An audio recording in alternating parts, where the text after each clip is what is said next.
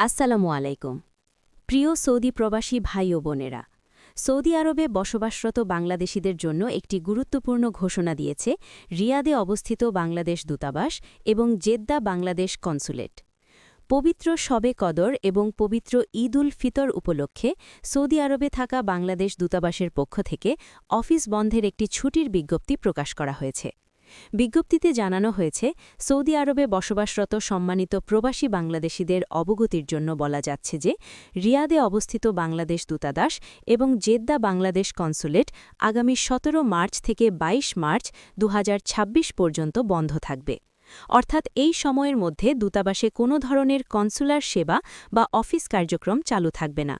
তাই যেসব প্রবাসী ভাই বিভিন্ন কাজের জন্য দূতাবাসে যাওয়ার পরিকল্পনা করছেন, তারা যেন এই তারিখগুলোর মধ্যে দূতাবাসে না যান। দূতাবাসের পক্ষ থেকে আরও জানানো হয়েছে, চাঁদ দেখা সাপেক্ষে আগামী ২৩ মার্চ ২০২৬ সোমবার থেকে আবার দূতাবাসের সকল কার্যক্রম শুরু হবে। সেই দিন থেকে দূতাবাসে আগের নিয়ম অনুযায়ী সকাল ৮টা থেকে বিকাল ৪টা পর্যন্ত অফিস কার্যক্রম চলবে এবং প্রবাসীরা তাদের প্রয়োজনীয় সেবা গ্রহণ করতে পারবেন।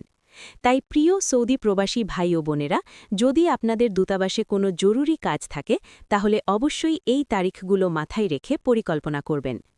এই গুরুত্বপূর্ণ সংবাদটি অন্য প্রবাসী ভাইদের জানাতে ভিডিওটি শেয়ার করে সবাইকে জানিয়ে দিন।